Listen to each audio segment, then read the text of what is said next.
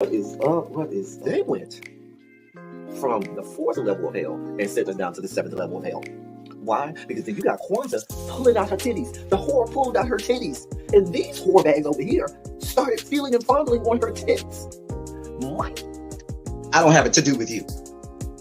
Girl, you can go over there, rant and rave. Girl, you can shake all your rainbow bright hair all you want, dear one. I'm not doing this. I'm not doing this with you, dear one. I'm not doing this with you, dear one. I don't have nothing to do with you, and I'm done. Baby, you can scream my name from the rooftops from now till Jesus come back. I'm done after this. Introduced to Tick's Meat. Do you see what I see? Did y'all really let, hello, casting, wardrobe, y'all let him roll up out of wardrobe with these fans on, giving us all of this, thinking we were not going to see it? We have been waiting with bated breath and anticipating all season long for the slightest glimpse, and y'all just put it out there this episode in all of its magnificent glory. Listen, that young man said, baby, you ate on this first date, you giving up the cooch on the first date, okay? Well, you gonna run me my coins. Run me my cooch or run me my coins. Run me my cooch or run me my coins. Run me my cooch or run me my coins. That's our new theme song. That is the new song. Listen, somebody need to put a beat to that. Run me my cooch or run me my coins. Run me my cooch or run me my coins. That's what y'all got going on. Called out Sandcastle. Sand, bitch. Ow. Oh my God, it was so funny, girl.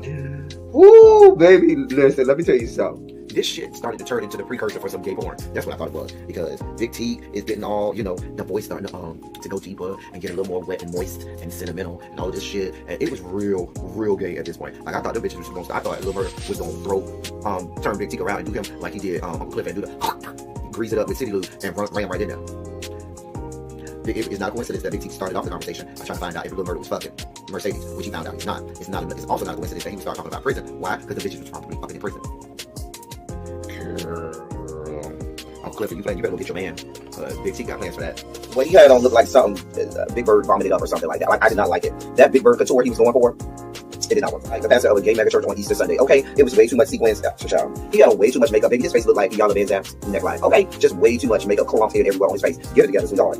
And you're a big girl, so that gives you a whole lot of canvas. So that was a whole lot of makeup, honey. And Rico looked like he was auditioning to be one of the three kings, or he was auditioning to be the main character on Jesus Christ Superstar. Girl, Wayne, did you have on a blue thong or a blue G-string or something? If you did, I want to see it. Hit me up in my DMs. I do want to see if you have a blue thong or a blue, jock strap or something like that. I'd love to see it too. Anyway, but I liked it with the turtleneck. Now, Troy. Hello. Hey, everyone. How art thou? How is everyone doing today? We are here with our Never Forget shirt. Never forget we had 3.5-inch floppy disks. So we're here. What's going on, y'all? I am back. It's been a long weekend. I am really tired. My ass should be somewhere laid out, sleeping somewhere, because I barely got any sleep this weekend and got in real late. But nevertheless, we are here. We are here for y'all. Okay? I'm a man of the people. I am here for the people. How art thou today? Hey, Mr. Pisces, what's going on, sir? Hey, Morgan, what's up? Sergeant King, what's up? Drinks with D. Hey. Montrez, what's good, bro? What is going on? What is going on? Hello to everyone. I didn't put up no notifications, no nothing today. I just basically said I'm here. So, hold on 1 second. Guess I should let the members know I'm live. I am live. I'll let the members know I am live. Anyway, what is going on? We got a lot to talk about. It's been a long weekend. Hopefully, y'all will help fill me in on what I missed this weekend. Well, hello to you as well, Mr.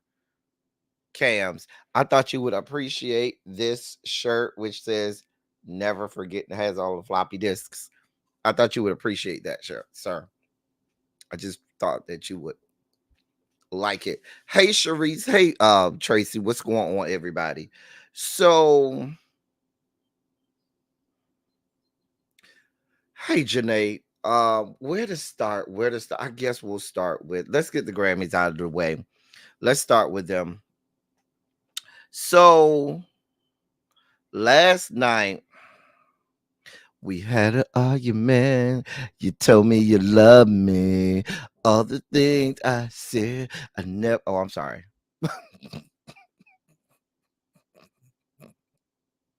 Oh, you like this shirt? Okay, Cams. Why don't you come over here and take it off of me? Anyway, let me stop being bad. Um, what was I about to say? See, I lost my whole train of thought messing around with Cams. Oh, last night we had the Grammys. I didn't watch the whole thing. Let's just be brutally honest, because I don't know most of the artists now. I'm not trying to get to know none of these people. I don't want to get to know none of these people. My capacity, brain power, and bandwidth can't do it. Your mother can hear me. Well, you need to turn the speakers down. Hello, mother of Cams. Thank you for producing all of the delectable goodness. You did a good job, Mama Cams. You did a good job.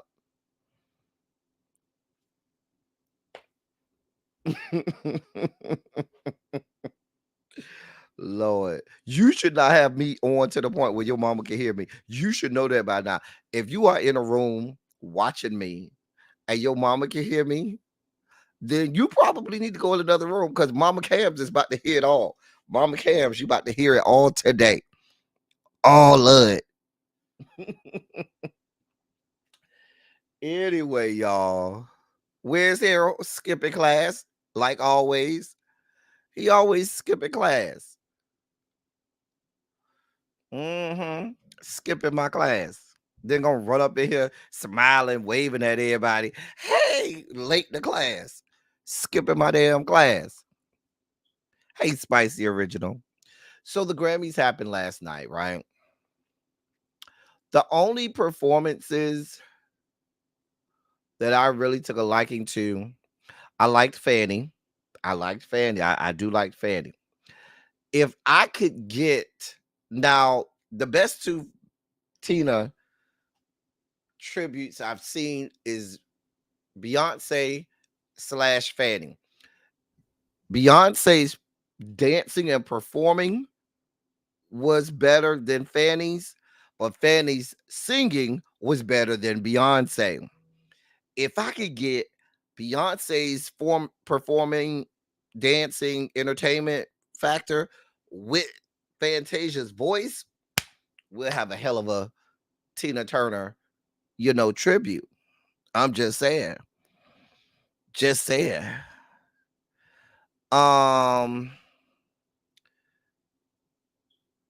Yeah.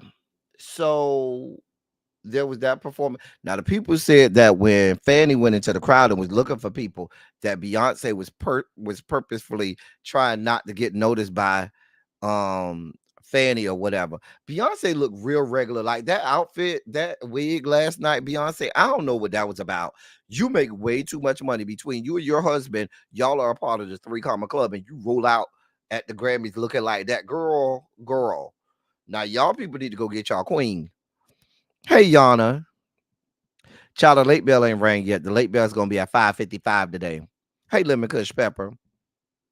Late bell is at 5:55. So, but they said she was avoiding Fanny. My thing, so, but Fanny was good. Fanny, hey Vovo, hey Cookie. Fanny's not a dancer. She's not. Fanny is a singer. So I ain't expect her. Hey Nessa, what's good, my love? I ain't expect Fanny's performance dancing to be as good as Beyonce, but I knew that her singing, and her mic was actually on. You could tell her mic was actually on.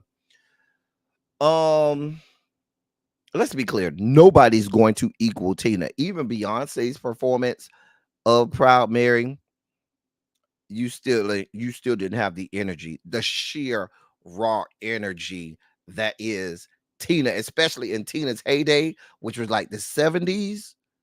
Like Tina's heyday in the 70s when they used to do Proud Mary, baby, you wouldn't want it. You wouldn't want it. Tina was giving you life abundant, okay? Life abundant. And so now, Fanny did what she had to do. If you're gonna do the Proud Mary, you got to hit them. You got to hit it. You know what I'm saying? Actually, the first thing you got to hit when you do a good Proud Mary, bitch, you got to hit the spin like you Wonder Woman, Linda Carter. Baby, when when the beat drop, 2, 3, 4, spin, bitch. Bitch, you got to hit that spin. You got to hit the motherfucking spin. Like Tina. Tina used to hit that spin. Baby, that beat drop out, 2, 3, 4, boom, and you gone. You got to hit that spin. And hit it in both directions. 2, 3, 4, spin home. Spin the other way, spin home. I'm just saying. And then you got to collect your bearings and go back and sing. Girl, Tina used to wear them hoes out. I'm just saying. Wait, what? Mr. Pike, how did we get to Whitney, Hate, Retha, and Patty? I don't even know how we got to them. But like I was saying, Fanny was good. Fanny was good. My next best performance of the night. Oh my God. When they brought up my girl Tracy Chapman and she sang that goddamn Fast Car for me, lost it. Lost it. I said, batch. Tracy Chapman. And she still sounds good. She still sounds great. Mama still sounds like the damn recording. I was like, that's got to be a track they playing behind her. That's got to be a track they playing behind her. Tracy, she did look good, Montrez. She still looked good. Mama sounded amazing. Still sounded like the album. Tracy Chapman sounded great. She still looks, because she got gray now. She got gray hair now. But she still looks and sounds great. She is black. Black don't crack down. Love that performance of it. Fast Car is a great song. Fast Car, I don't care how you call it. Fast Car is a great song. So just listening to her, I can't think of the guy who, did his cover or remake of Fast Car. I don't know, the little white boy. He did a remake recently of it. So that's why everybody's going back. The young millennials and Gen Zers, they're learning who Tracy Chapman is in the song Fast Car. However, that's just like young millennials and Gen Zers are just learning about Cheryl Lynn's Encore. And Cheryl Lynn's Encore has been a whole ass bop for more than 40 years now. Like that song been like if you go to your family reunion or y'all having a family gathering and you black and they haven't been playing Encore at your family shit all these years, the problem is you and your family, not us. I'm just saying. The problem is your family, not mine, because we ain't just, most black families shouldn't just be getting hip to Cheryl Lynn's Encore. In the same vein, Fast Car is a song that's one of those great songs, just a great, no matter what genre of music you like, there are certain songs. That's why for my Xaviers and Montrez's and Harold, all my youngest, we have our segment on Silly Saturday, lyrically speaking, because there are certain songs you got to have in your wheelhouse, you got to have in your arsenal to break out every now and again. Great songs, just great songs, no matter what time period. Did you see that someone I saw that Xavier, I saw that. That didn't make it to the dossier because I saw it literally as I was about to come on, but I did see that Xavier. Somebody was impersonating Cheryl Lynn. Mm-hmm. Yep. Wait, jelly roll. Wait, what? How do we get to a jelly roll? Oh God. But child. But we was playing Calypso and Old Soca at our okay. Calypso and Old Soca. Where's my drink for today? Hold on, let me go get my drink. Y'all hold on 1 second. Hold your line. Hold your line. Hold your line. All right. Oh, so y'all, I forgot this too. When I was out of town, um, the people who was out of town, they know what I like. And so they got me a gift box with alcohol in it. Cha, yeah. Mariah was outside this week, and she sure was. Girl, y'all know I love me some Empress 1908 gin. So they brought me a whole box set of Empress 1908 with drinking glasses that say Empress 1908 gin. If you're a gin drinker like I am, this is top shelf gin. Shout out to the Violet Gin, Empress 1908. They have a new one that's burgundy or crimson called elderflower, and it has elderflower in it along with red roses in it. Really good as well, but the original, the Violet, is the GOAT. So shout out to the people who gave me this weekend. I'm gonna have to tap that at some point. Oh, she was supposed to be on Tiny Deck. Child. Ooh. A Mariah Carey Tiny Deck. Ooh. That would be so good. Oh my God. If you give Mariah Carey like a tiny desk is great for my queen Mariah. Because Mariah is not a dancer. She ain't really gonna be out there trying to do all of this entertainment. She's just a flat-footed singer. So you give her a fucking microphone, a small space and area, and let her do what she do. Oh, that shit's gonna be phenomenal. Because it's just for her, it's just like if she was in the studio. When she go to the studio, she by herself. She ain't got to worry about lights, camera, all of the good. And she just in there performing. She sinks down. First of all, Mr. Pisces, we're not going to have any Mariah Carey slander in this dancery. Let's just be clear. We do not play about Queen Mariah. Other things that happened at the Grammys. They want see that's what I'm saying. These kids just don't be doing. It's a rap. Mariah, y'all don't. I'm not going down this rabbit hole with y'all. I got a dossier that I got to get through today. Y'all know if y'all stop me on Mariah, I will be over here talking about Mariah for the next 3 hours. Okay. Hey, Just Patches. Did I see Tori Kelly's tribute? Tribute to who? Which tribute? I don't know if I saw it. I saw when they did a tribute to. I didn't see the Burt Bacharach tribute, and that's what I need to go watch. Who did the tribute to Burt Bacharach? Because I heard that there was a Burt Bacharach tribute. I don't know who did it. I haven't seen it yet. I saw Stevie do a tribute to Tony Bennett. Oh, she did Vision of Love. It wasn't on oh, okay.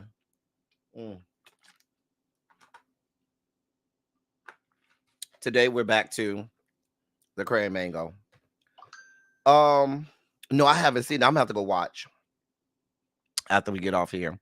Programming though, I do have an interview tonight at what time is that interview? 9 o'clock. I'll be back at 9 for an interview.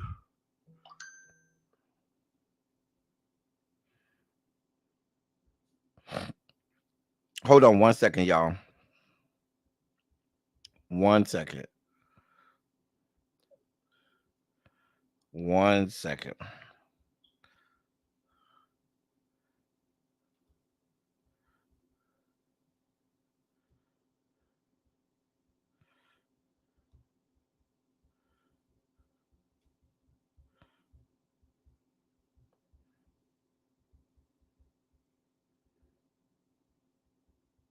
All right. Sorry about that, y'all.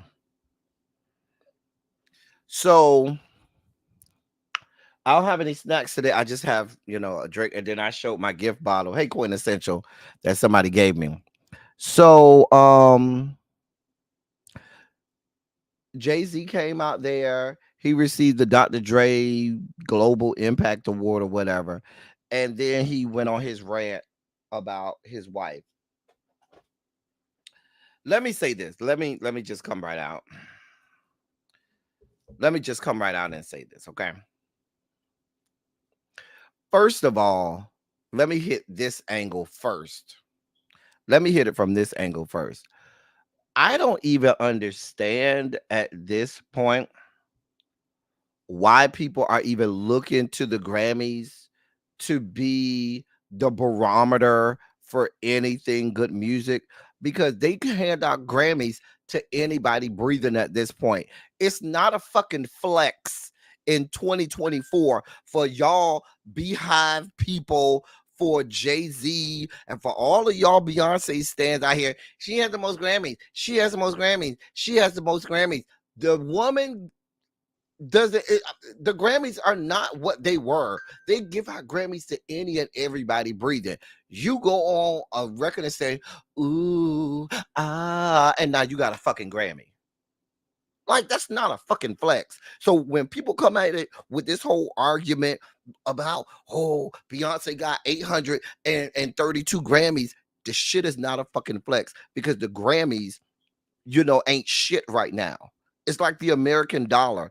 The American dollar in 2024 ain't shit compared to what the American dollar was 25, 30 years ago. Sorry. Newsflash. It's called fucking inflation. Yes, she showed up quintessential looking a goddamn mess. She looked a damn mess. And I'm sorry, y'all Beehive members. She looked a goddamn mess. Mama looked like, I'm just going out the house. I'm just going to the corner store real fast. I'll be back later. You do realize that you're Beyonce. You do realize every time you open your house door and leave said house, leave the Carter Estates and compound, that every camera imaginable is going to be on you. You do realize that you're Beyonce, right? Child, that shit looked a fucking mess. So Jay-Z all up on stage talk about, oh, my wife got more Grammys than anybody ever, and how does she not win Artist of the Year? Why does it matter? It'd be one thing if your argument was Beyonce ain't never had a Grammy, why she ain't got no Grammys? Y'all over here arguing about, you over here talking about why she ain't never win Album of the Year. What? What are you Sir, for you, Jay-Z, and for all you fucking Beehive people out there, the woman had the highest grossing, tour of any woman ever imaginable, I'm guessing. The woman made literally billions of dollars. What the fuck else do you want? Because I promise you talking about what Grammys she won is not a fucking flex. Let's be clear. You plug her into the Grammy competition 30 years ago, she wouldn't even be fucking nominated.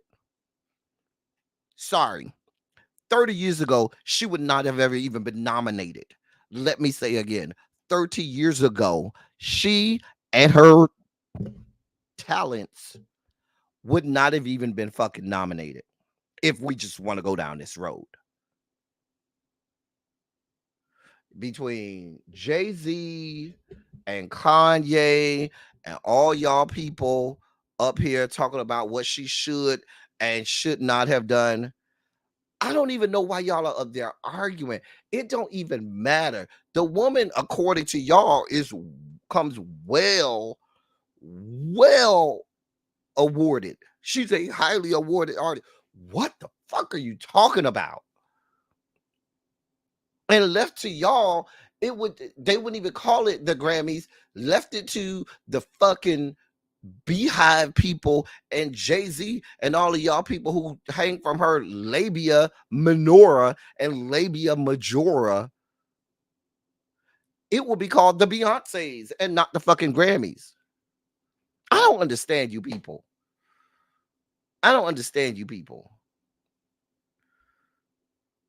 I'm just saying.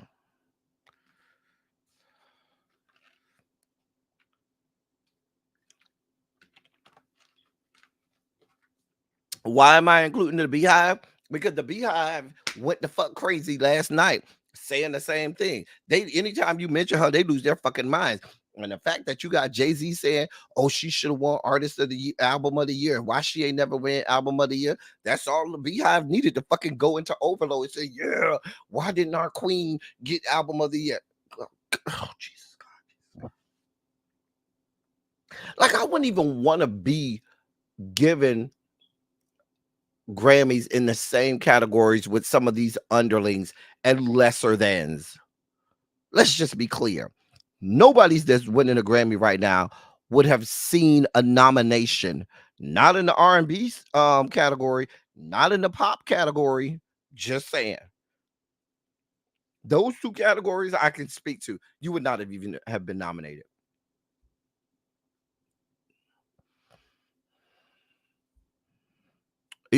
Now watch this. For all of this Black Lives Matter, Black empowerment, you do notice, Lamone, they asked us at the Grammys, still looking for validation from the fucking Grammys. They won't go to no Black award shows, but they'll go to the fucking Grammys. Let's just call it what it is.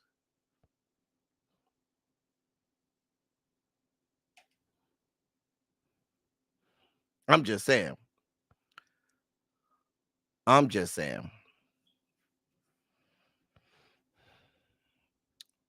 I don't listen. Y'all telling me Harry Styles winning over her. I don't know whether or not he should or should not have. Let's just be clear. It ain't up to me. I'm not one of the people in the room voting for Grammys. Let's just be clear. A lot of times we look at these things through these anthropomorphic lenses, and we're only looking at certain demographics, not understanding that the Grammy Awards is supposed to be an award show for all genres, all age groups, all everything. But you people have made it where, oh, the Grammys are for only people 20 something and younger.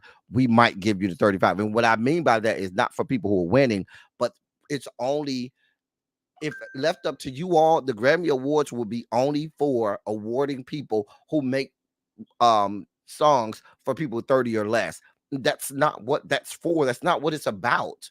Artist of the Year isn't, or not artist, Album of the Year, I should say, isn't saying, let's look at all of the albums that are popular for 30 years old and younger. Because if those albums don't win, then it's a problem. It's a travesty. Somebody has been robbed. You do realize that there are there's other segments of the population whose music may not include Beyonce and who probably have a chance of winning. I'm just saying. And that has nothing to do with the quality of Beyonce's work, what she did or what she did not do.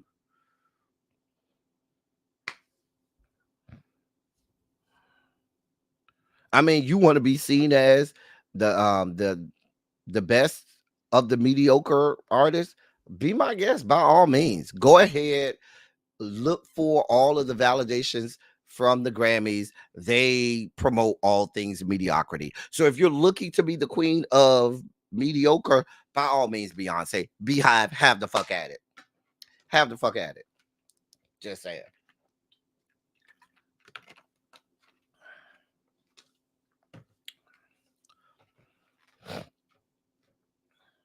I mean, for me, a Grammy should be about singing and vocal talent and ability.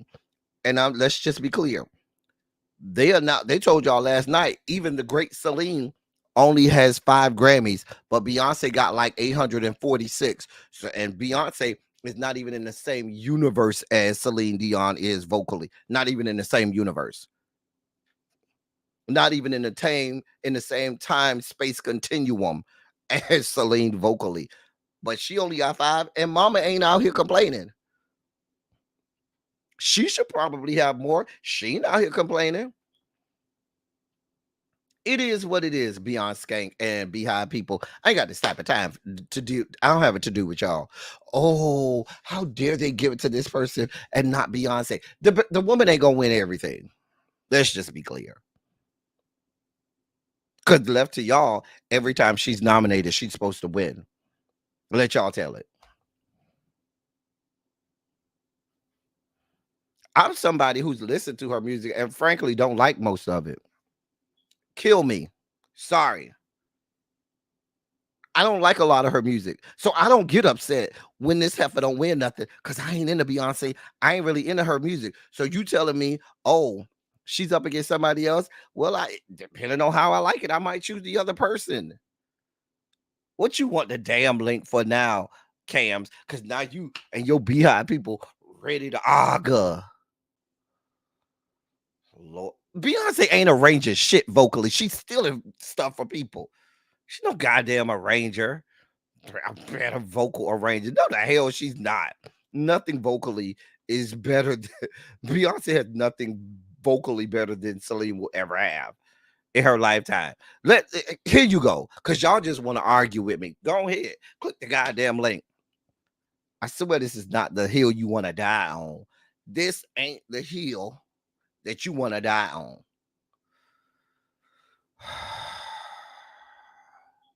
But that's the point that I'm making, Xavier. I'm not saying, you know what I'm saying, whether everybody has different styles of music. You understand what I'm saying? So you can't, there's this expectation that people have that, oh, Beyonce was in a category, so she better win. And if she don't win, somebody got robbed. It's a travesty. The different strokes for different folks. Y'all like Beyonce. I don't like Beyonce. And a lot of other people may not care, and that doesn't diminish her talent. Nobody is saying that the woman is not talented. The woman is not phenomenal. They're just saying, okay, I don't really care for her music like that. There's that. I don't like Taylor Swift. She won. Just saying.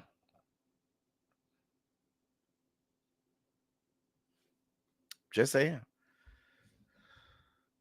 I'm just saying.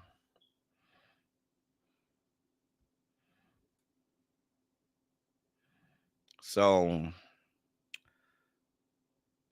I dropped the link for these people, and they got y'all got anything else? Because my thing is, to you, Beyonce has better music. Not to me. Beyonce does not have better music than Celine to me. I'm just saying, that's your opinion. And Xavier, with that, you can't expect the collective of American society to agree that that's great music. Everybody's not going to think it's good. Everybody's not going to think, it is what you think it is. Just for the same reason, I don't expect everybody on this channel to like my Queen Mariah. She's for me. She ain't for y'all. Y'all don't never have to like her. And I'm okay with that. I'm not trying to make you like her either. Because I like her. And you have who you like. Mariah, if Mariah don't win a Grammy ever in life, that's fine. She's mine. I love her. She has the El Teddy Award. She don't need the Grammys. She got some, but I'm not looking for validation from the Grammys. We not out here arguing with people saying Mariah got robbed. Mariah, we're not doing that because music is subjective. You cannot make these statements, oh, so-and-so's music is better than the other ones. To you, I may not like Taylor Swift, but millions upon millions upon millions of other people like her.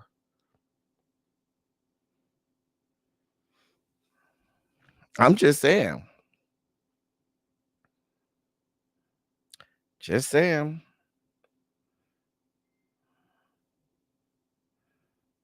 I'm just saying. Xavier, they have the Billboard Awards for people who sell the most records and who is solely based off of popularity concert. That's what the Billboards are for. The Billboard Awards are where you go. This is exclusively for popularity. What do the goddamn numbers say? Now, when you get to whose album had more impact, that is subjective. Whose album was more worthwhile that year, that is subjective. Because you may tell me Renaissance album was the greatest album ever created, and I'm going to look at you and say it was trash. I don't want to listen to that garbage. And it's probably other people that agree with you, and probably other people that agree with me. It's all subjective. So it's It's predicated on who's voting and what they like. Is it a lot of white people voting on this stuff? Probably yes. But that may not make a difference. Hell, I'm black. I'm not voting for Beyonce, not because I hate her or because I got an issue with her, but there may be another album that I like more than hers. I mean, it may be the fact that the woman don't write none of her own music. I'm just saying, bro. Hey, Jay Parrish, that was just a little joke I made to Beyonce because y'all beehive people be way too serious. Look how y'all windmilling, just windmilling. She ain't got enough Grammys for y'all. Y'all ain't okay. The woman had the biggest selling freaking tour ever freaking imaginable. Y'all still out here fight. Y'all just think anytime that woman is nominated, she automatically is supposed to win. No, the hell she's not. The only time you should have an expectation, oh, this person got to win, is at the billboards when it's based off of the actual numbers. That's what she told you, Xavier. Nobody believes that. She might have wrote a ooh and an ah on there, and it's good. You know how they do. You write 2 words on there, you write an ad lib, and they give you writing credit, and you really ain't write the damn song. Let's just be clear.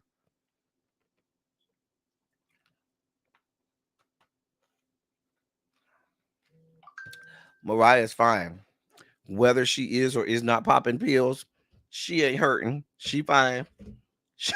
Mama can pop as many pills as she want. She good. And the lambs are good with her. Next.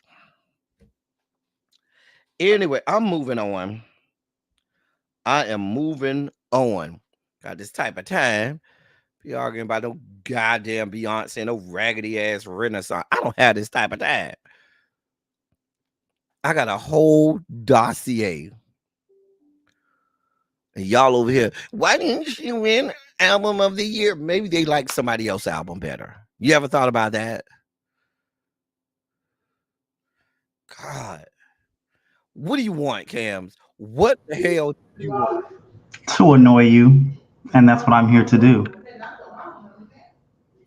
Go ahead, sir. Here's my issue with the argument that you presented. None of us made the argument. We didn't make the argument. You just use your irrational hatred of all things Beyonce. Oh, God. You went off on your tangent. Did her husband not go up there and make this whole argument? We're talking about what her husband did. Absolutely, but I think that we could also let's talk about it, because you said, now let's go what album of the year is actually presented for, right? Can we get the actual? I'm going to give you the definition. No.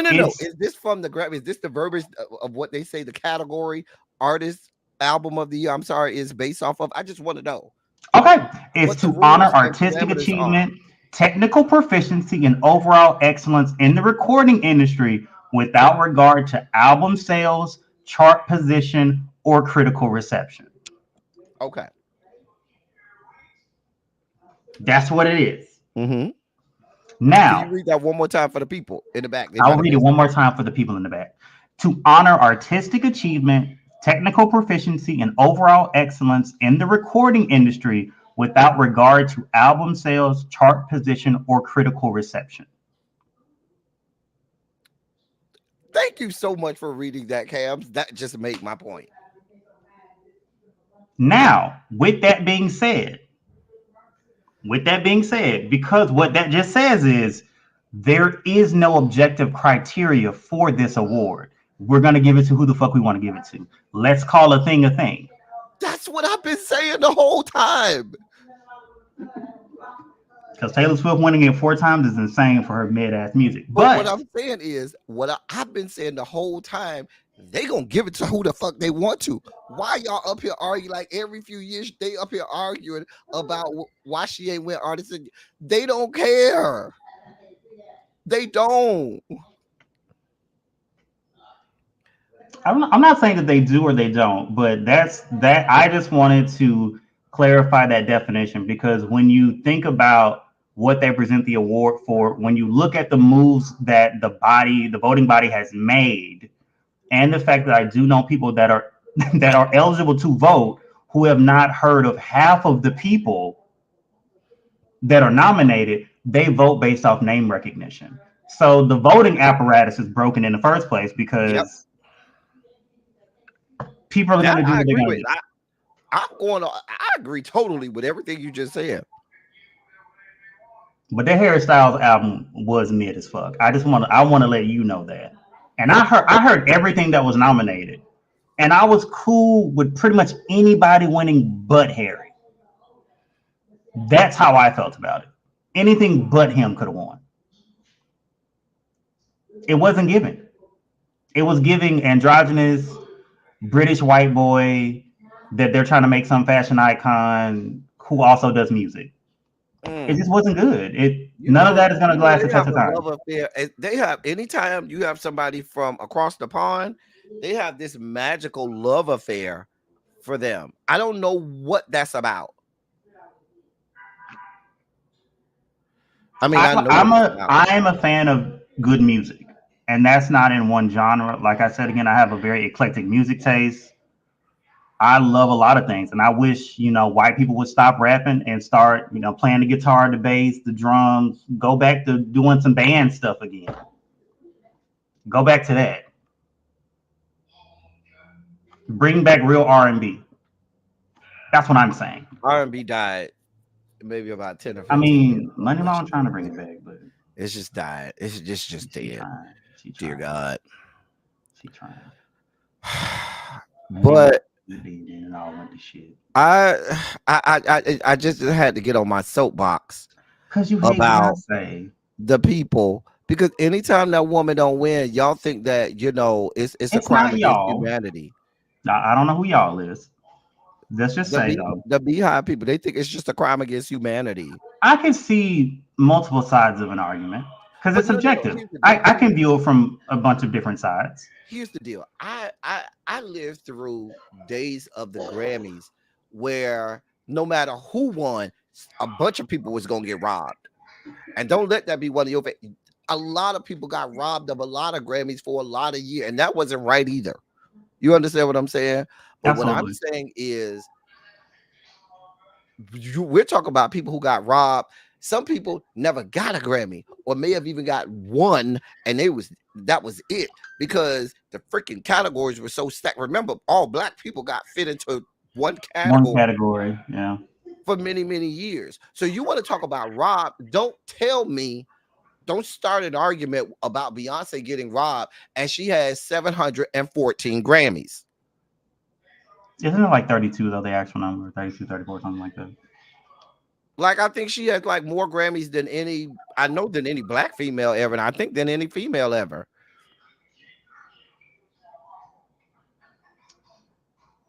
I know she has the most because she passed somebody. I know she passed Hate Retha at one point, because Hate Retha used to be the number one. I know I think Hate Retha had the most Grammys of any female artist. And I remember when because she talked about it on an interview passing Hate Retha. But I'm like, don't talk to me about who robbed anything. No.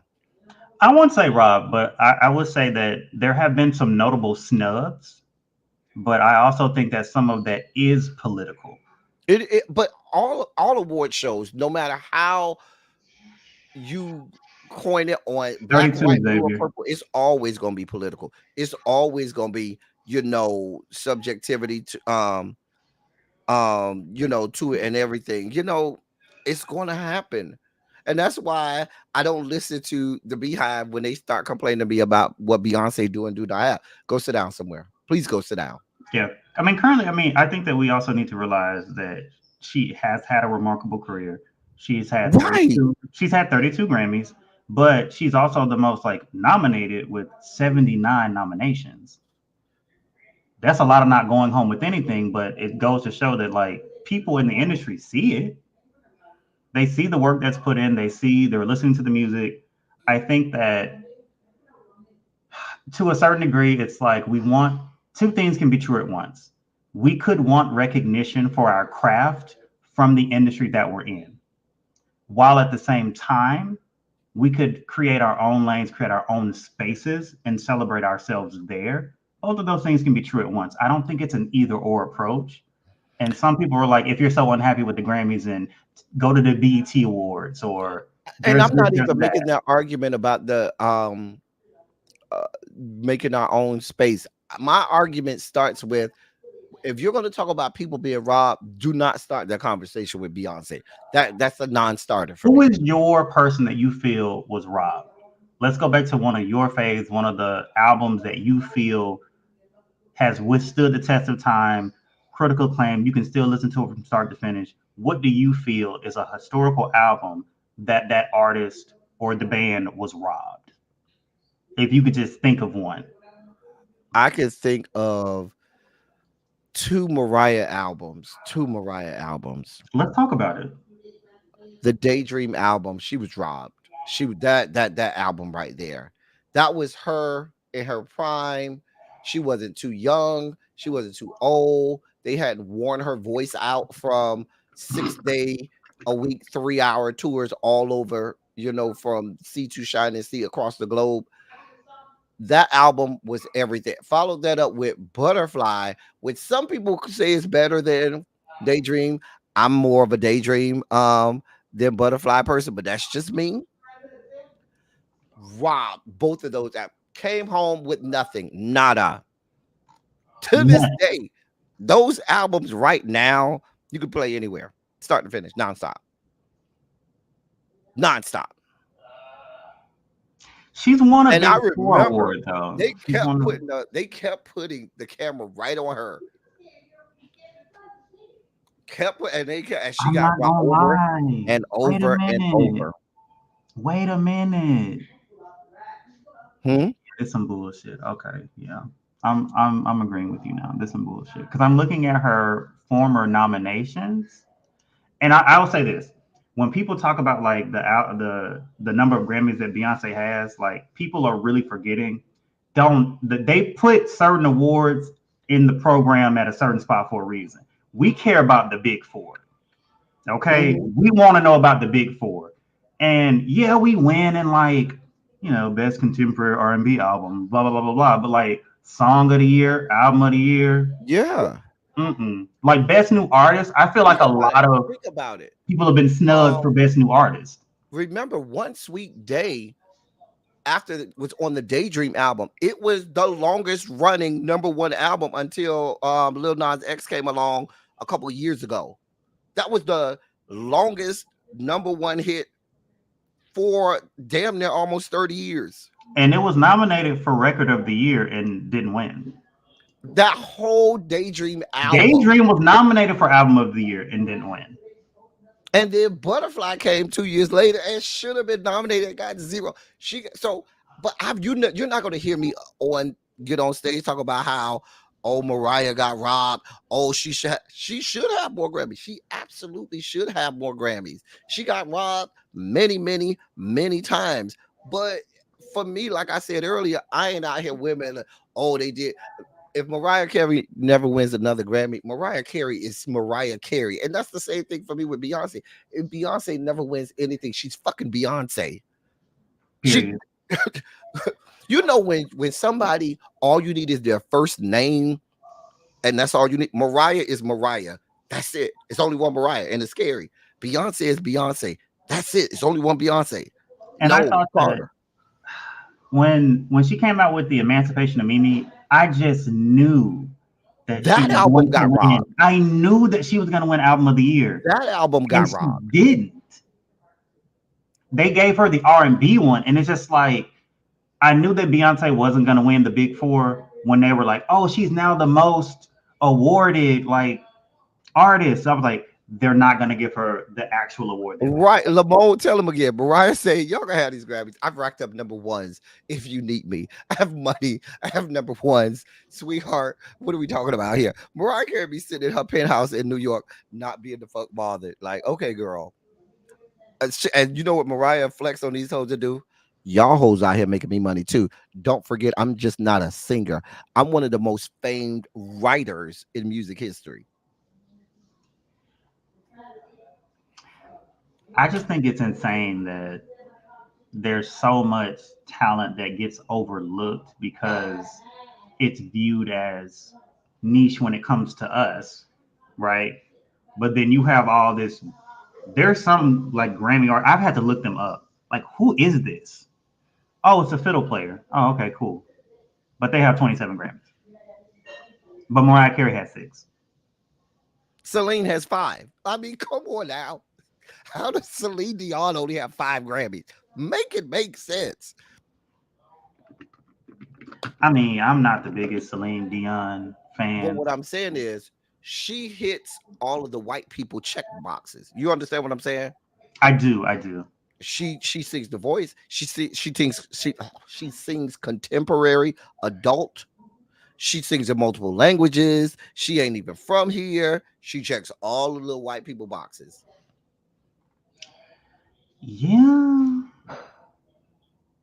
I mean, I feel like Whitney could have won more, but that's just my personal opinion because Whitney's the voice. Whitney should have had more. Whitney should have had more.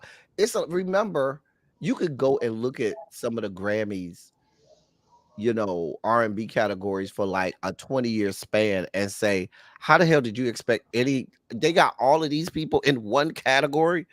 Like, who was everybody that didn't win got snubbed, if that's the case.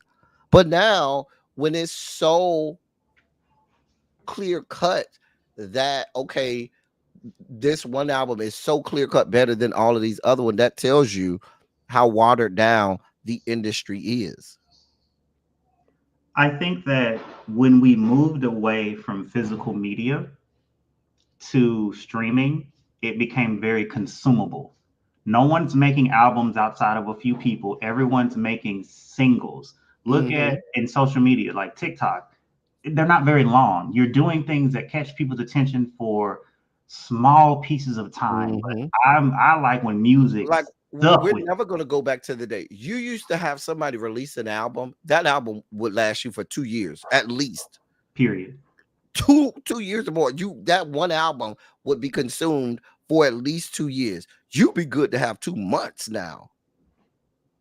And I think that there's just so many, like when you look at these artists try to perform live, because I know people are talking about like Sexy Red, Ice Spice, they're not doing the A&R anymore. I don't know what the labels are doing. They're not developing artists anymore. They're viral. They got to get their 15 minutes. Let's make money off them while they're hot. And the thing That's about why it is, what happens is a lot of times when the record companies do, knock on these people's door, they already feel like they have enough fame and notoriety already. So they feel like they can dictate to those record companies what they're going to agree to do and not. And a lot of times it's like, I'm not going to let y'all change me. I'm not going to let y'all do A&R with me. And so what happens is, because they're not open to A&R anymore, and the record companies just want the dollars, they'll sign them and say, okay, well, as long as it's making dollars, it's making sense for us. And that's how you have this garbage that you have now. Trash. Are you going to blame Gen Z for this, or I'm blaming young millennials and Gen Z. okay? At least you're consistent. Because they don't want nobody to tell them nothing. It's And always remember, maybe a A&R departments didn't fuck off in the music industry for years. Like, they did not play around. They told you, this is exactly how we want you to look. This is how we want you to do it. And to a certain degree, some of those stringent rules and policies did need to change because they didn't allow certain artists to be themselves, but certain artists did need it. Like, you got to know how to perform on stage. You have to know certain behaviors or certain things that go along with the business, and they just got out of the way of doing that now. I agree. You're right. So Tracy also blames Xavier. So yeah, we blame Xavier. Xavier, I don't know who these people who you're calling. I don't. Flo, the only Flo I know is Flo Millie. I do like Flo her. Millie. I do like Flo Millie. I do like her. I love her. I do like her. So yeah, then there's that. Let's be clear. Halle and Chloe are trying to be big in the R&B industry, and there's no freaking R&B industry at all. They don't have an album that they don't have no chart topping album like that.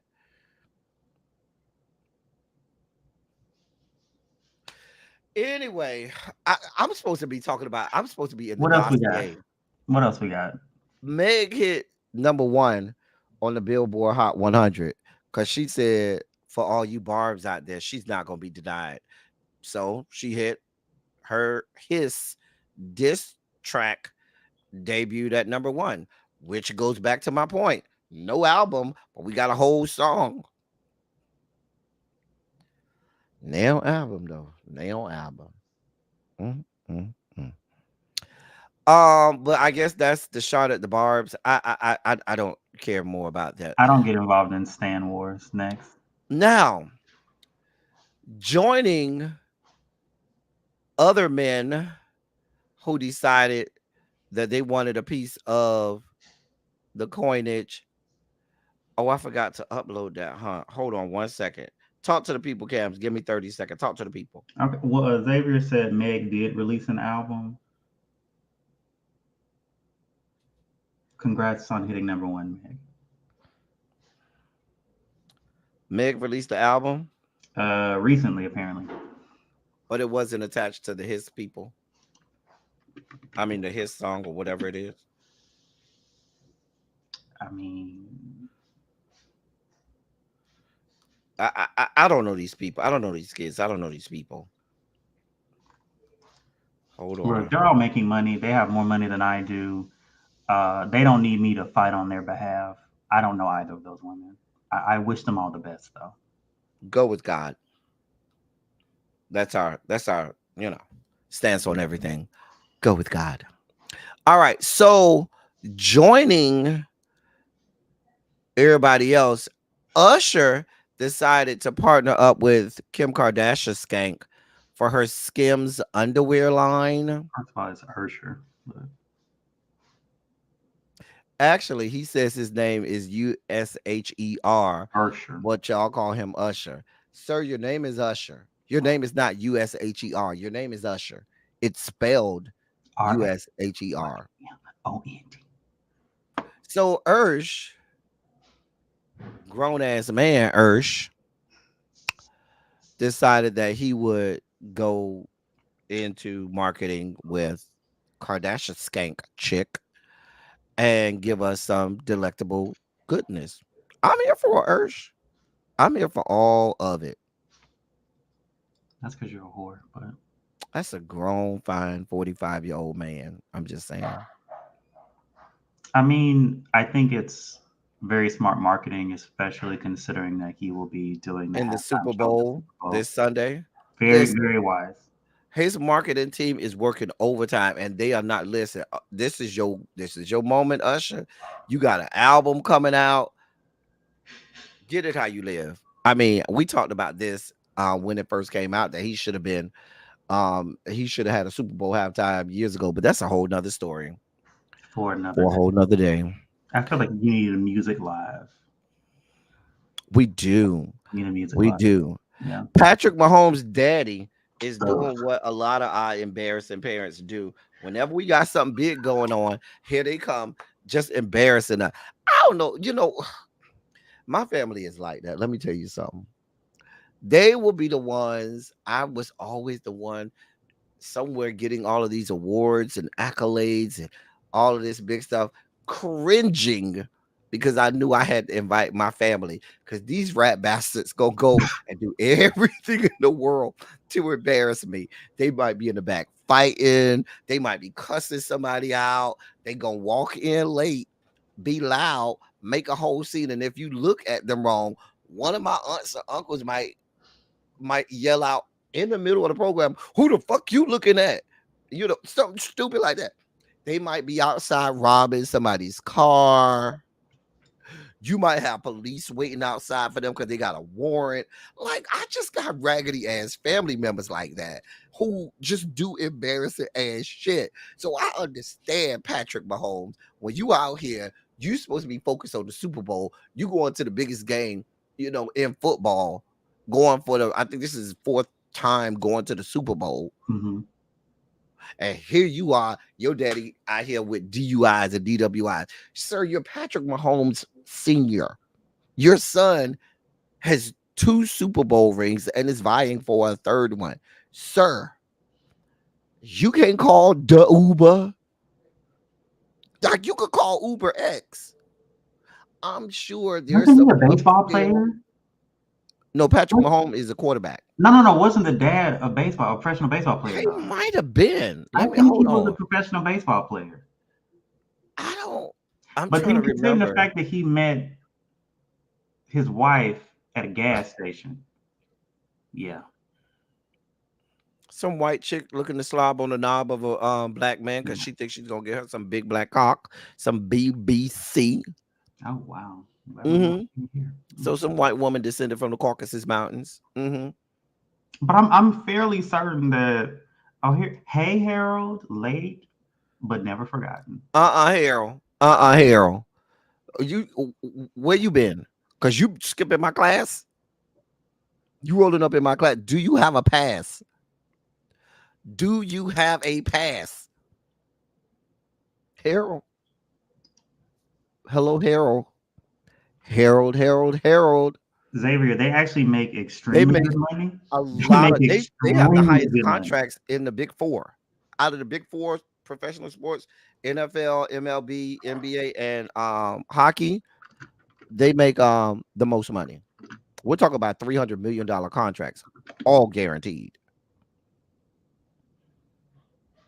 How Harold got a pass from you? We ain't gonna talk about what y'all did over there in the bathroom. You and Harold, Xavier, bumping pocketbooks and stuff over there in the bathroom. So where he get this pass from? Yeah. Oh, Xavier's the office aide today? Yeah. Just a mess. Because I really don't think people know how much money baseball players make. Yeah, baseball players. Because I still recall the New York Yankees didn't win the World Series for like 2 years, and the salary that they paid the entire team that season when they won the World Series was $1 billion. And here's the deal: you find that they'll throw. We don't think it's pennies, but compared to some of these other contracts, like look at football, that is overwhelmingly black. They don't want to give them guaranteed contracts, but the coaches get guaranteed contracts, right? They give them, their salaries are less. However, they end up needing the most medical attention after they leave the sport. Their career span is the shortest of all of them. And like I said, it's the league that has the highest percentage of black players. But we could talk about the plantation syndrome that goes on in the NFL and some other But also, when you compare the big four, the NFL brings in the most revenue. So they got the most money to pay these people and just choose not to. Just saying. Baseball players, they got the money. In more Grammy news, this one makes sense to me. Justin Timberlake said back in 07, Ludacris said back in 07, raggedy ass Justin Timberlake told him, shut the fuck up. Some of us didn't win any goddamn Grammys. That's what he said. He told him. Now, Ludacris, I know you about a good 5'4.5".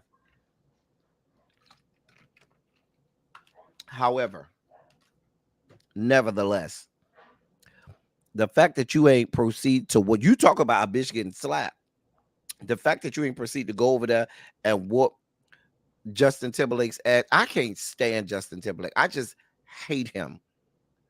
And the more and more stories you hear about him, the more and more he's getting exposed. The bitch ain't shit. He's another one of those people always misappropriating us and our culture. Oh, I thought we were calling him transracial now. Transracial? Oh, I'm sorry. Thank you. I needed that term. I thought they were transracial like Rachel Dolezal. Right. Like he literally ate. You see, Brittany called his ass out about how you try to act black when you around black people. Because I'm a Janet Jackson fan. Like I love Janet Jackson to death. Luda is not 5'8". I did not like how he pulled off the piece of the costume, but she got all the flack. and he got away scot-free. That's why we'll never forgive him. That is exactly why we'll never forgive him. I feel like Ludacris is a good 5'5". I don't think he's 5'8". Is he 5'8"? I've never met him. That's what the You ain't Googles see him say. down there, down to the Atlanta? Because you be where the rich people be. Oh God, here we go. I have not had the Oh, pleasure. telling your business. Oh, my bad. Listen, I'll be quiet. listen, Cams. You know it. You know I don't need to meet that young man because they'll have me in Chanel bracelets. I'll be done got arrested because I'll be done jumped on top of him.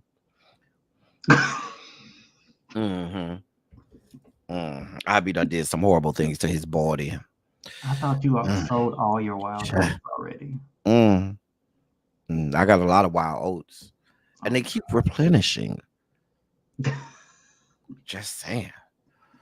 Child. But anyway, I believe every word of what he said. That they was backstage when they have like this little staging area. They have like different artists, in different like stage area spots. He said it was like a thin curtain that covers, that splits the two. And so he was backstage after he had just got his Grammy and he was celebrating. And Justin Timberlake was on the other side of one of the curtains and shit and said, "Shut the fuck up. Some of us didn't win any goddamn Grammys." Bitch, who the fuck are you to tell me to shut the girl? When I tell you, it would have been a whole problem. It would have been a whole problem back there. It would have been a whole See, that's the problem. That's where you're from. It's something intrinsic about y'all. What? Where you from? Miami? There's something intrinsic about Miami people. Y'all like to fight. Child. Speaking of cultural misappropriation, did you hear about the white people calling a regular ass fade the Travis Kelce? And got people going into the barbershop talking about, let me get the Travis Kelce. Bitch, what? New York Times article.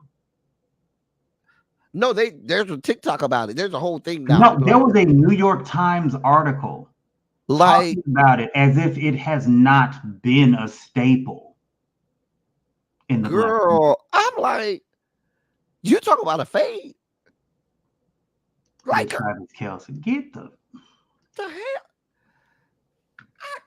I wish I would go to my barber and talk about, I need the Travis Kelce. You'll go to a black barber shop if you want to talk about, let me get that Travis Kelce. They go, bitch, look at you like, bitch, what? You want a fucking fade? That's what you want? Child. I'm irritated because they always take our shit. I've been getting the white people. They won't let us have anything. They can't. Big noses, they started doing that. Big lips, they started doing that. Have you Dark seen the videos? They started tanning. No. Big butts, have BBL. You seen the videos of the Chinese people that are going to get like black people hair? Like they get this treatment, and when you come out the treatment, they have like naps. But don't like us. I got to show y'all that if I can find this video in 2 seconds. Hold on. I'm pretty good with finding stuff.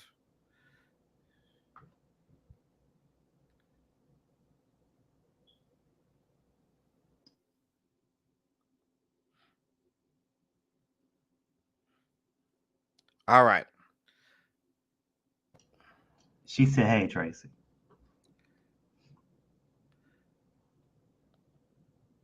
Like there's a whole thing about it. I saw it's gonna take me too long. But if you go look it up, it's like, girl. Put it in the members only. I have a couple of videos from TikTok that I saw. Child.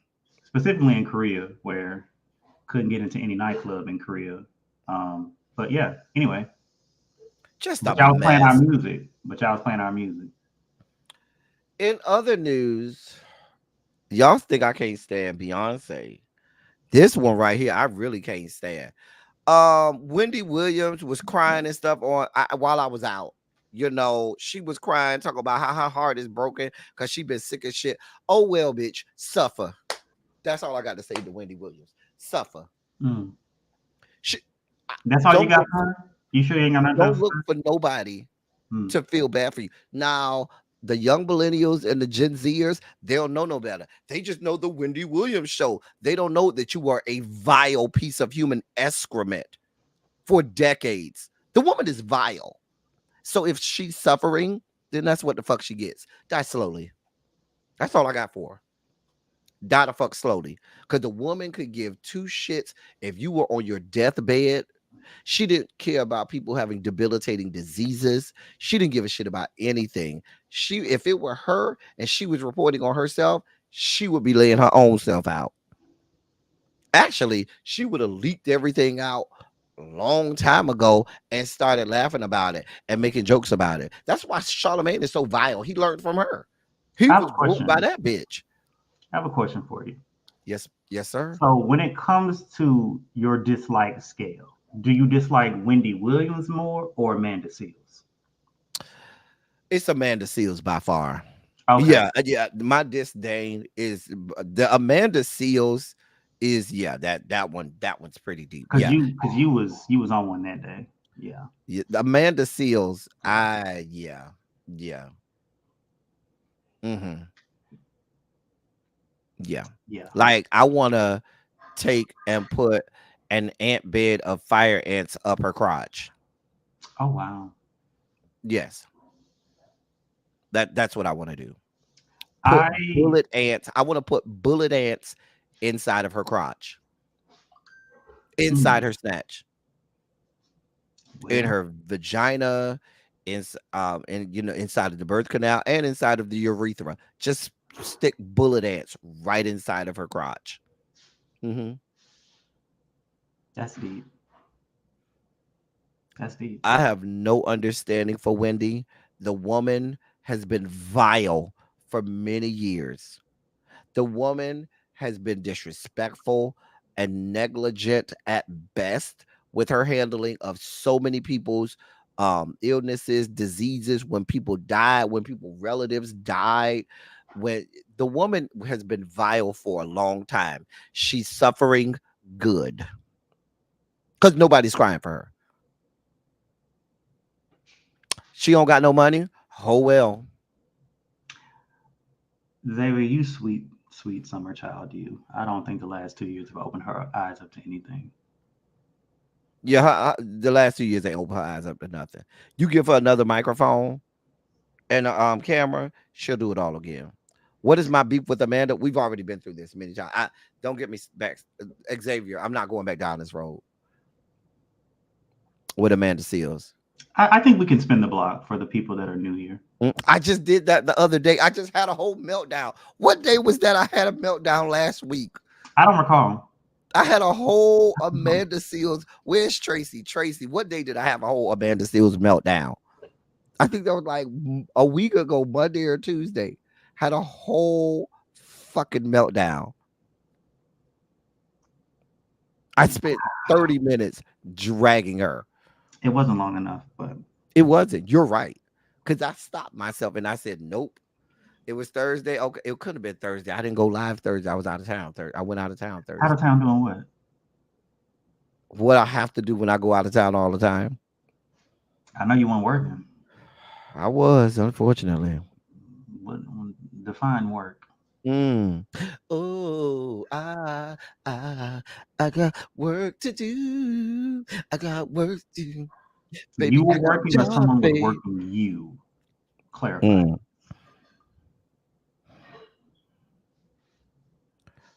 Right, Tracy. I had a meltdown on Amanda last week. I think it was. I wouldn't say that it was a meltdown. I just think we uncovered some deeply rooted resentment in the origin story of said resentment. That's how I would phrase it. Yeah, we did learn the origin story of why I can't stand that bitch and why she ain't shit. She's a liar. And she's out here to end black men's lives, livelihoods, and careers. But she out here selling that she's all of this pro-black and shit. Bitch, you're a fucking liar. A two-bit ass whore who's slept with half of Hollywood. But you don't want to tell those stories, do you? You don't want to tell those stories about the back alleys you've been in. You don't want to tell the stories about the stairwells you have been in. We'll just tack an allegedly on there just to make you feel good. You're a two-bit ass whore. Allegedly. Don't get me started. I'm not going back down this road with this woman.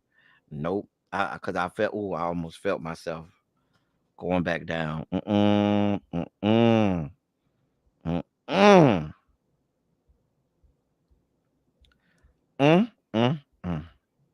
Just a mess. Fucking Amanda Tracy's Seals. so messy. Just a goddamn mess. I wish it was Little Scrappy. Child. You see, she slept with him. hmm I told you she done been with half Hollywood. We're trying to act all pious and holier than thou. Sanctimonious. Mm. That ain't why I'm mad with her. We went through this story. You just got to go back and watch the old. I got a dossier. Can we talk about Kevin Gates? Cams, I think you may find this interesting. If we must, let's. So he's talking about this 5-year. He's calling it semen retention journey that he's been on for 5 years, claiming he's been celibate and abstinent for 5 years, and he says it's his semen retention journey, and he says that he doesn't even jack off or anything. Why? Is this the same Kevin Gates that was sleeping with his cousin? I think so. Oh, okay. Yeah. Well, that's all I have. I mean, I guess if you sleep with your cousin, that might be the impetus to make you go on a semen retention journey. Now, he's admitted that he has frequent wet dreams like he's fucking 12 years old. Newsflash, sir. Anatomy, and more especially, I should say, physiology, says that the shit has to come out. Seminal vesicles replenish every 22 hours. And while we have many, many, many seminal vesicles in our testes, they continue to replenish every 22 hours or thereabout, depending on the person. Sir, if you don't get it out, guess what's going to happen? You're going to revert back to being 11 and 12 years old and wake up with sticky situations. None of which we wanted to know about you. We don't want to know whether or not you're having sex with anybody. We don't want to know. We don't want to know about you waking up, with wet dreams, or you waking up having to change the sheets. Y'all got to have the little plastic sheets. You know how you remember how your parents, or you go over some relative's house and you get on the mattress and it make that noise because it's all plastic, because they might have a young child that pee in the bed all of the time and stuff like that. Like, that's what I imagine his bed is like at home. Like, who wants to wake up in the morning with all of that? I just want to know, when stories like this are discussed on this channel, where's Abby when we need her? Where's Abby at? Because I'm Abby to this story, honestly. I just thought that people, if I had to see, I just thought that people wanted to know that the man said that he's on his semen retention journey and has been for 5 years. Well, I hope the best for him, health-wise. That's all I got. That's as neutral as I can make that statement. Now, Harold says, I'm treating him like a stepchild. Harold, I said hey to you when you rolled up in my class late. Did you forget you came to my class late today? What do you want from me, sir? I ain't got nail pass from you. Now. Nail hall pass. Now. $1.9 million settlement. Wow. I want to know if he smashed a Vanny Watson, who used to date Devin. Child, child. Devin. Child. You remember he was all the craze years ago? Oh, he's still got it. I don't know what you're talking about. Look at you. Look at you. King Charles may have to abdicate the throne because he has some type of cancer, and they said a conversation has already been had with Prince William about King Charles III possibly abdicating the throne. I don't really care. What happens when you have too much inbreeding?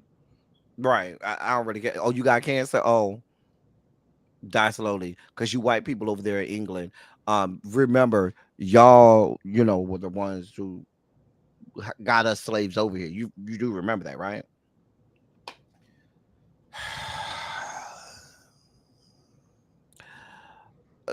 Moving on, because I don't pay attention to those people in the royal family. Monica says she's not on that Lovers and Friends concert. Why y'all every day it's a new person say they're not in that concert? Why y'all playing with them? Juvenile said he ain't in it. Monica said she ain't in it. I ain't in it either, because I won't be there. Kandi say she gone. Andy Cohen left a whole long thing on, what was it, Instagram or something about her. Kandi gone. Okay, girl. Can we get them to announce a new cast or something? But Do can we you get like believe she another was season of fired? Candy in the Gang though? Can we get another season of that? Yeah, so we can see Philip again. God, I be stalking his I think we Instagram. just need to cancel Real Housewives of Atlanta. Just go to another city at this point. I be stalking his Instagram. Shit. We know. Why is he so fine? Shit. But Kandi says she gone. Now the people are speculating whether or not she was really fired or she left on her own, in her out of her own, volition or whatever. I don't know. She gone. She should have been gone several seasons ago, but You don't think now she was giving anything? no. She ain't gave nothing for a lot of years. She should have been gone about at least she should have been gone before the pandemic. I can tell you that.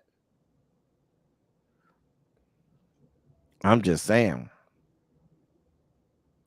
Now, wait a minute, Harold. Torin is not finer than Philip. Torin now, according to the people, Torin may have a bigger dick than Philip, but he ain't finer than Philip. We see what you like, Harold. Harold's a whole ass size queen over there. You see him, Cam? You see Harold's a whole size queen over here. I'm You not gotta call commenting me on one. that. We know you're one, but I'm not. My name is Bennett, and I ain't in it. Cha. Cha. Don't nobody like Candy in the chat, apparently. Alrighty then. I thought she was. Philip is fine as hell. Philip, Jesus God. Philip is fine as hell.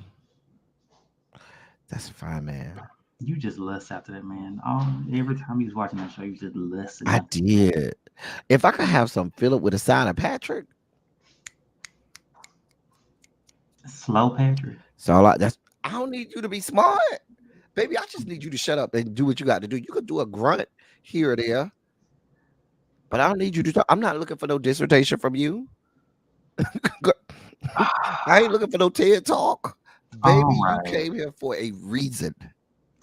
All right. Which is why Kandi, when she sent out her little things, she sent him over there half naked. She don't have him do no talking, do she? She have him over there half naked and shit, because she know what he's here for. His own cousin know what he there for. Baby, we're not looking for you to be smart or talk. Shut the fuck up and fuck. I'm just saying. So I'm assuming you're not a sapiosexual. Got it. I don't need all that. I can deal with it, but do I need it? No. I mean, Because from what the people are saying, all you really need is a large piece of meat in your. the people like to compete too much. They like to do this competition. I don't be here for competition with the person I'm with. I don't have time to be competing with you. They want to compete intellectually. Baby, I do that at work. I don't have to do that with it. We're home. We're competing with each other. Why? Ciao. Anyway, what else? Oh, Black History moment. I got to give you a Black History moment of the day. I'm sorry, y'all. I said that each live I'm going to give you a Black History moment. This Black History moment comes to us courtesy of, where did I get? Oh, I got this from The Grill. So, little known Black History fact, meet Marie Van Britton Brown. Who is she? I'm glad you asked. Marie Van Britton Brown is credited with creating the first home security system in 1966. She was born in Queens, New York. She was a nurse and she resided with her husband, Albert L. Brown, in the neighborhood of Jamaica, Queens. She and her husband, who was an electrician, both worked long and irregular hours due to their respective professions. This would lead to many nights where she was left alone in her home, which ultimately resulted in the innovation that she created. So, um, little known Black history fact: the first home security system was created by a Black woman, Marie Van Britton Brown. That's our Black history fact of the day. There you go. We're doing a similar thing at work. Who did you do today? I don't know. It wasn't my turn to do it today. Look, I just co-chair the Black Employee Resource Group at work. I delegate. No, Tracy, the thing is, she made the security system for when she was home, not for when she wasn't home. The security system was for when she was at home, because y'all crazies up there in Queens, in Jamaica, Queens, will rob somebody while they in the house. I thought Queens was nice when I went, but I didn't go to Jamaica, Queens. So, Child. I was in the gentrified part of Queens. Apparently. I did go to Harlem. I will not be back. Thank you. There are certain places I go in Harlem to eat, but it ain't no got to go to. I do go to there are certain places in Harlem that I will go to, but it ain't that serious. Okay. It's not the same. You will appreciate one of our the sugar spike segment for today. Tracy, let me know what time my sis is supposed to go live. So I don't go too far over. So let me play our theme music. Ladies and gentlemen, non-binary, gender conforming members of our audience, it's time for your sugar spike segment.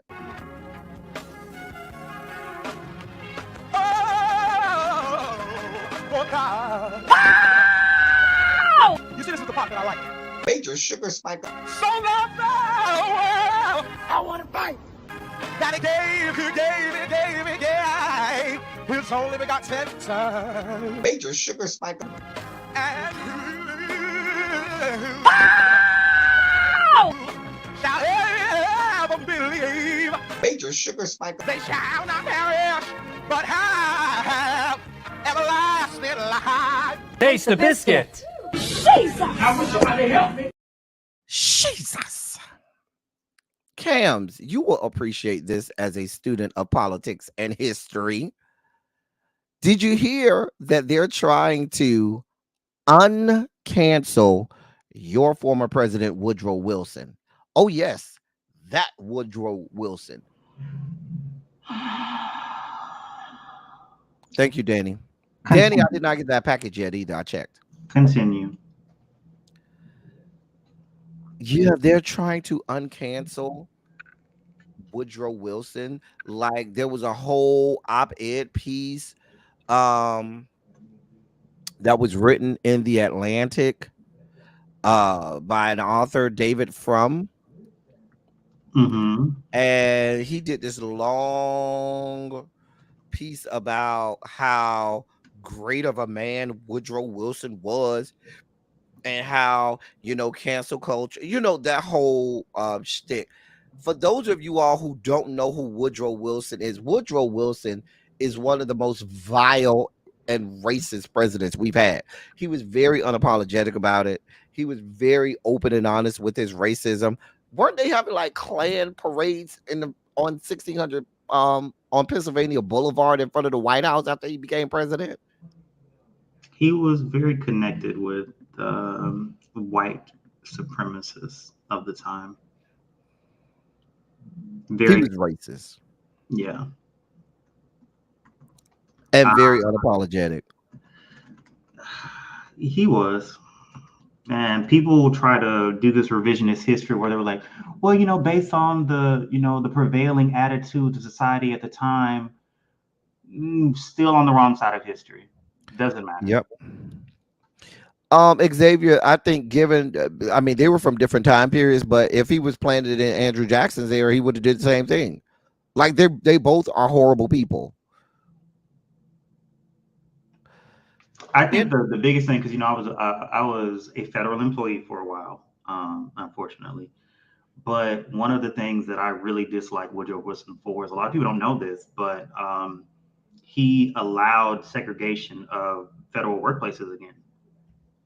Then there were literally integration efforts that were being made under previous administrations, and it really did set Black federal employees back because now it's discriminatory practices again. Like I really feel like the Jim Crow era laws were so heightened under Woodrow Wilson. Like they just it made it open season for it to just get way worse than it was, way worse than it had to be. It was already bad enough. But people knew, but governors and states knew they had cover from the feds with him there. I mean, when we think about Birth of a Nation and how racist that piece of trash was, he literally supported that. Mm-hmm. He supported that being screened. He supported that being filmed. He supported that being shown. So no, he's one of the worst that we've ever had as it relates to race relations. But they're trying to uncancel him. It's a bunch of revisionist BS. But it fits for this time. It so fits for what we have going on now. In other spiky news, listen, if you're in the great state of Pennsylvania, I need y'all to think about bro, because I know really be getting ready to go live. Let me hurry up. Let me do this. My last story. My last one. But y'all know State Representative Malcolm Kenyatta, who's an out openly gay man in Pennsylvania. So he's running for re-election. We know that he is a progressive. We've talked extensively about how the Democratic Party is trying to oust all of the progressives. So the Democratic Party is backing another black man to run against Malcolm Kenyatta. And this young man, his name is Lewis Nash Sr. So now he's come under fire because he's made some very anti-LGBTQ plus comments that he has made. And yeah, it has come under fire. He disapproved of educational discussions about diverse family structures, explicitly mentioning his concern about children being taught, quote, they got two mommies, end quote. He also opposed the idea that a child should be allowed, quote, to have an abortion without my permission, end quote. And that was when they were asking him about what about, children who have, are raped or, incest. And he was saying that the child should never be able to have an abortion without his, meaning my permission. And they saw that as a man trying to take ownership of another woman's body. And he's made other, like, they've been pulling some of the things that he said in the past about the LGBTQ plus community. And they see this as another ploy by the Democratic Party to do away with the progressives. But the Rainbow Coalition said we're not here for it. The Rainbow Coalition said we are not here for it. So yeah. Well, I'll keep you all up to speed on that. I'll keep y'all posted on that, but I'll be monitoring that situation. That's the situation I'm really going to monitor because we like Malcolm Kenyatta in these parts. He's a black gay man, and we are rooting for all of the black gay men that are in politics out there because we need more. Anything on that, Cams? I think that to Xavier's point, the Democratic Party is going to need to do some soul searching Millennials, as much as you hate millennials, have been the first generation to buck the trend. As we're getting older, we're not becoming more conservative. Uh, Right. That's we're correct. dead fast, and we got set up. All this is BS. And I love the fact that Gen Z is even more progressive. So I just I hope that love that's the one thing I like about the young millennials and Gen Z. They are very progressive.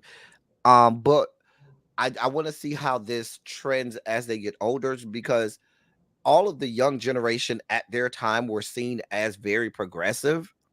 I'm hoping Mhm. that millennials and Gen Zers will stay progressive because even when I was like Xavier's age in my 20s and stuff like that, my generation was seen as very, very progressive and controversial because we wanted to see black people on television and because we wanted to see gay people on television. And that was a whole big thing. No, you know, but I just hope that they keep that progressive stance. I think that the internet and social media has really added a new sort of layer to our democracy where there's information that parents can't necessarily lock down.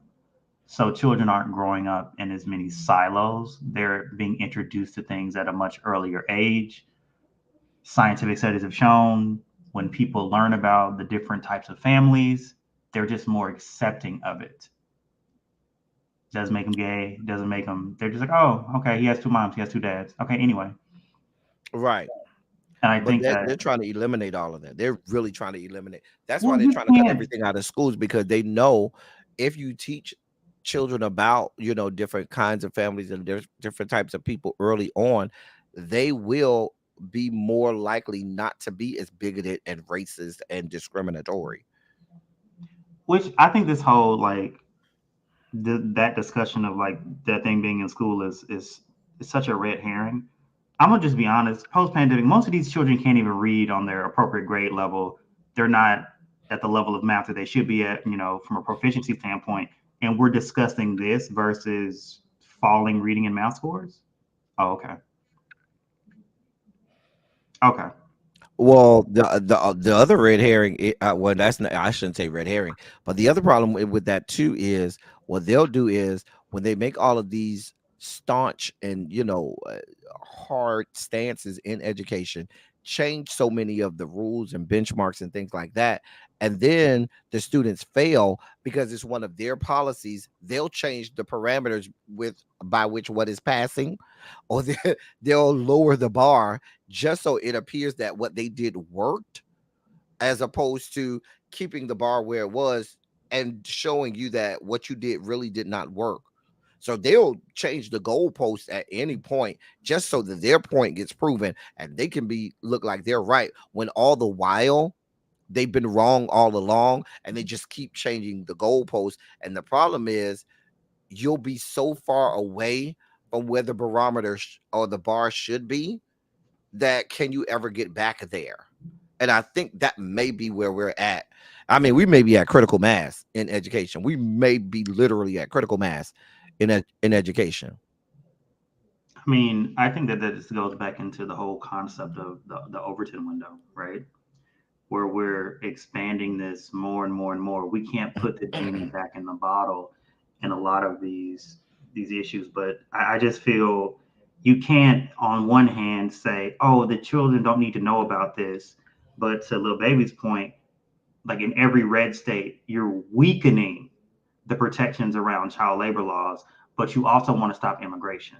I mean, they just So made laws. They just took away a law in Florida. Now, if you're 16 years old, normally you could only work so many days a week, and they couldn't keep you after a certain hour. Now, if you're 16, there's none of that. You have the same rules as 18-year-old. They can keep you there as long as they want. I mean, we're about Damn to you be going to school. kids are about to be back in coal mines where they literally want to go back to the 1800s. They literally Hmm. want to regress society back to that, and Yep.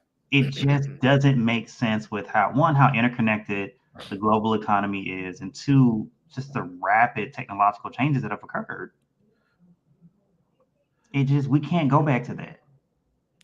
Let them have it. We absolutely are going back there, whether or not we want to. I mean, they can just, start their own little country and do that. If that's what they want to do, they can just go over there and do that. Because this whole Texas secession thing is just. I gotta. I'm doing my home. I'm working on a pre-recorded video about this oncoming civil war coming out of the great state of Texas. But people are blind to, and they're purposely trying to shield eyes and ears from what's going on over there in Texas. It's a goddamn. It is going down, and what's going to happen is they're not going to let people know until it's way too late. Until we're here now and there's nothing you could do about it. But there's a reckoning coming over there in Texas right now. Like Texas is completely out of order. And you got Florida sending National Guard over to Texas. You got Oklahoma sending their National Guard over to Texas to fight against the government. I just want y'all to make that make sense. It's a very interesting situation, and I think that a lot of people and the live in Texas that are supporting the sort of movement, they're unaware of how much money the federal government spends in Texas because of the military presence that is there. The other part about it is, think about this. If we're at the point, where do we stop the slippery slope? Because now you're saying, now y'all put these staunchly conservative people in the Supreme Court, and even they are saying that a lot of the shit y'all are doing you can't constitutionally do, but they're just saying they don't give a shit. And where do we draw the line? Because you got Texas saying, oh yeah, we're still going to have our razor wire, even though the Fed said that they don't want it there, but they don't give a shit. Even though the SCOTUS said the Feds have the right to come in and take them down, you're saying damn that. We got Alabama over there. SCOTUS told them y'all need to change these maps, and they're looking at SCOTUS like fuck you and fuck your life. We don't give a shit how y'all feel. So if we're at the point where SCOTUS can't tell y'all anything to do, you are in direct violation of Constitution, of federal laws and things. Where the fuck do we draw the line? Then what the hell do we have going on anymore? Because they're not going to stop. I mean, back to Xavier's point where he mentioned Andrew Jackson earlier. This just harkens back to that nullification crisis that happened in 1832 and 1833, where South Carolina was like, nah, it's null and void. These tariffs are null and void in our state. Yep. It's gonna, like, history is cyclical because we refuse to learn from it. This isn't a new argument that they're trying to make. Like, when they first started income tax, they said the same thing. It's unconstitutional. Guess what? We still paying them taxes. We still paying them taxes. Yep. So it's going to come back around. Y'all know since 2020, I've been talking about there's a civil war coming. It's coming. They've been setting it up. They have literally been setting it up. But to your point that you were making earlier, you're right. What if the country pulled all of its bases out of Texas? You know how many military, institutions there are in freaking Texas? Hell, the largest military base in America is in Texas. There is over $100 billion in direct spending that goes into the economy from the DOD installation. Pay two geeks and a nerd. Contractors. It's a lot of money. And I don't think you don't get to keep that if you leave. That goes. They gonna take that. They're just gonna do a base closure. And then the local economy goes to garbage because the bases employ so many people in the community. I had a politics of it all back in 2021 where I screamed from the rooftop, if your ass live in Texas, get the hell out of Dodge, because the shit ain't getting no better over there. It's going to get worse. And what are you all going to do? Because it's happening. Texas has already said they have no problems seceding. Cessation is a real thing for them. They have no problem doing that. People make it seem like it's going to be so easy, but I felt like if we would have did what we should have done during the Civil War, Hey SJ, hey Marcus. we wouldn't be in this situation. We should have put all of them to death because it was treason. That's what we should have done. Most of them were military officers. I was in the military, UCMJ, treason, punishable by death, bullet to the head, moving on. There wouldn't have been no monuments. There would have been none of that. Take them all out. Now, Show let's an be example clear. of what happens. There are states that right now 25 there are already 25 attorneys general that said they're in total support and agreement of Texas and what they're doing in direct conflict with the feds. Those 25 attorneys general along with their governors have said, yeah, we support Texas. Now all of them have not committed to sending troops over there. Oklahoma and Florida have. You see what's going on, right? Hear me good. I told you 25 of the 50. This is what happens if they really want to play this game. I think that they're very unaware that the only reason most of these states do as well as they do is because they're subsidized by blue states. If they want to succeed, I just feel like blue states need to start saying, we're not sending any more money. We're not going to send $3 to the government and get 86 cents back. We're no longer doing that. The flyover states suffer. When enough people are in pain and suffering, I mean, political violence is one of the most effective tools for a reason. It works. Once people start really seeing the pain in the wallet, once they start going hungry, they'll do what they need to do. But that's why I said you got to have more teeth in how you deal with some of these people. And that's some of my problems with the Dems. They always want to play nice with people who don't play nicely. They don't want to put any teeth into really. Sometimes you got to flex on a bitch and let them know, bitch, I said no. That's it. All of this, jockeying back and forward, jostulating. No. The answer is no means no, and yes means no. Like it's crazy. I think that you have to get to the point where you have to realize you don't negotiate with terrorists. And that's what they are, terrorists. The inmates are running the asylum. The tail is wagging the dog. And to your point, Xavier, it wouldn't fall under cruel and unusual punishment. I think that a lot of people are looking at that in the wrong terms because it specifically says that you can't have excessive bail, nor excessive fines, nor cruel and unusual punishments inflicted. But that's really specific to unduly harsh penalties on criminal defendants as a price of obtaining pretrial release or as like a conviction to the punishment. But it's very clear that treason is punishable by death.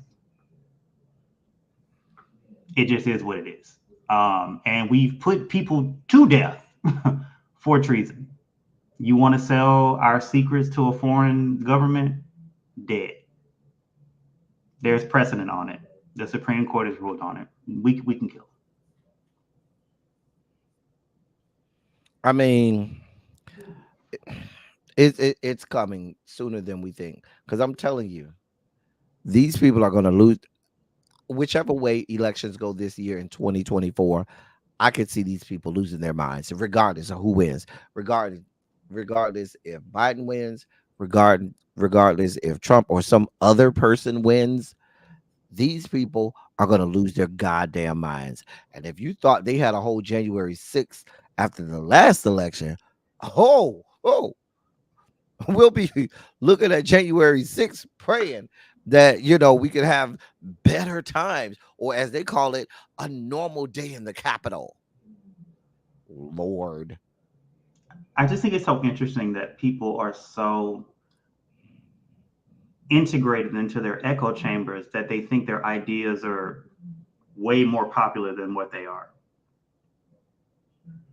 You don't win the popular vote. Like you haven't won so many times. Like every time you've lost the popular vote, you still get put in there because of the electoral college, but your ideas aren't that popular.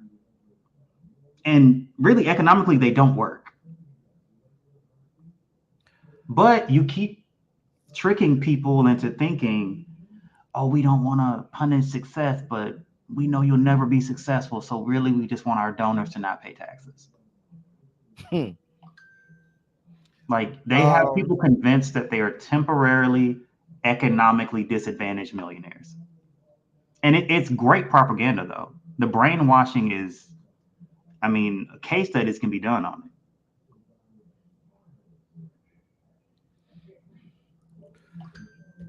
Listen. The time to ring the alarm has come and gone. The alarm has been ringing. It's just been muffled. And they've been muffling the alarm on purpose. That's just where we are. That's what's been going on. I hate to see what's gonna happen after 20. I'm very, very concerned with what may happen in 2024.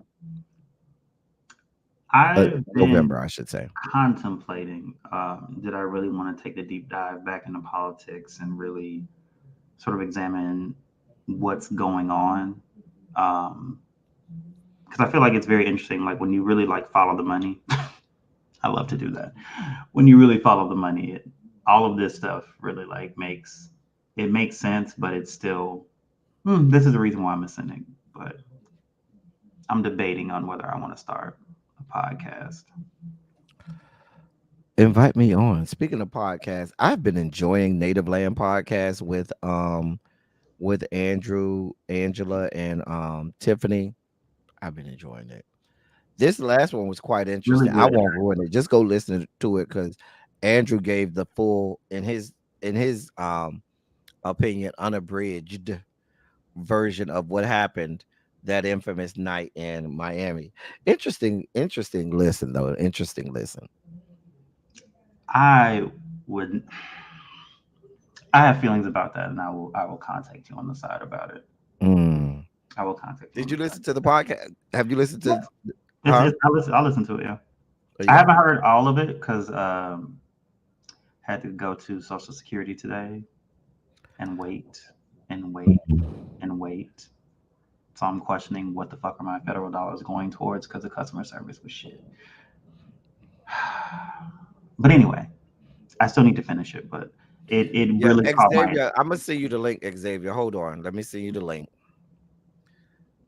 It really caught my attention. It's a really good but I like their podcast. I really do. I really do. It's really got me back into politics. I mean, I guess I can throw this out since we family here. An exploratory committee was trying to get me to run for a local position up here, and I was like, absolutely the fuck not. But I've been thinking about really just getting more involved in politics, so definitely want to do some chit-chatting with you about the politics. Oh, yeah. And we can talk about those things. You know, I'm not doing this with Xavier. I'm not. And with that, it's time for me to get off here. I got an interview to do at 9:00. I need to get ready for. Are we going to be wearing a different hat for the interview? He's not going to be on rent.men. He retired from rent.men. Dear God, help us, Lord. I can't do it's giving you were paid to set it up. That's what it's giving to me, but yeah, I want to hear the full explanation. But it's an interesting conversation. It's an interesting listen, and I say go listen to it, and then we can come on live and talk about it tomorrow. So everybody go listen to it today. we will talk about it tomorrow and break it down on tomorrow's live. That's what we'll do. What time is tomorrow's live? Because I want to make sure I can. Same time it is all the time after 5 o'clock. So What 4 time do you o'clock get my off? time when I'm still going to meetings. Oh. What time do you get off? No. No. That's it's not that kind of interview. I have to interview someone. I'm not being interviewed. I on one of the shows that I review, I have to interview one of the people. I'll be available for the live tomorrow. My last meeting ends about 10 minutes before you should go live. So anyway, so y'all go look. I put a link in the chat. Go listen to Andrew, and we'll break down Andrew tomorrow. Listen, y'all, as I always say, I love y'all. I love on y'all. Thank you all for being vocal, present, and active. Thank you for doing what you do. Thank you for any and all contributions that you make to the channel. They are much obliged and much appreciated. Listen, I'll be back here at 9 for those people who want to join me for the interview at 9 o'clock. We'll have a good time. And then, of course, tomorrow we'll be live and we'll break some stuff down tomorrow. That's all I got. As I always say, thank y'all for coming. Y'all drive safely, all right? Bye, y'all.